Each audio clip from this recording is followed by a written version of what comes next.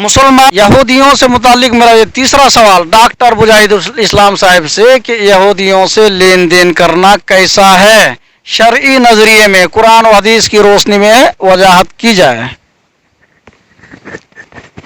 यहूदियों से लेन देन करना जायज़ है, बल्कि उनकी औरतों से शादी करना भी जायज़ है।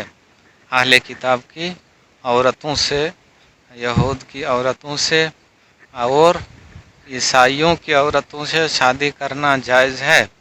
और जो अज़वाज यानी ज़ौजैन में, मियाँ बीवी में जो मोहब्बत होती है, बीवी से जो मोहब्बत होती है वो भी कर सकते हैं।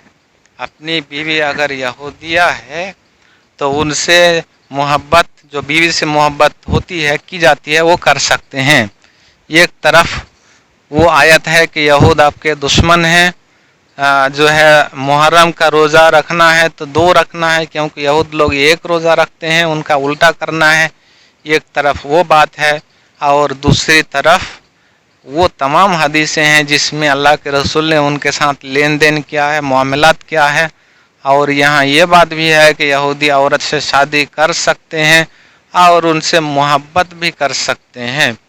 और यहूद में से जो अच्छे हैं, जो इंसान हैं, उनके साथ मिल कर के सामाजिक खिदमत का काम कर सकते हैं, समाज का जो है फ़ायदा पहुंचा सकते हैं। आजकल भी देखा जाता है कि बहुत सारे यहूदी मुसलमानों के साथ मिलकर इसराइल के खिलाफ प्रोटेस्ट कर रहे हैं। अभी अमेरिका में हो, यूरोप में हो, बहुत सारे जगहों में बहुत सारे यहूदी हैं जो मुसलमानों के प्रोटेस्ट में शामिल हो जाते हैं, और वो कहते हैं कि इसराइल जो गज़ा में कर रहा है, जो बमबारी कर रहा है, वो उसका हम समर्थन नहीं करते हैं, उसकी हम तायद नहीं करते हैं।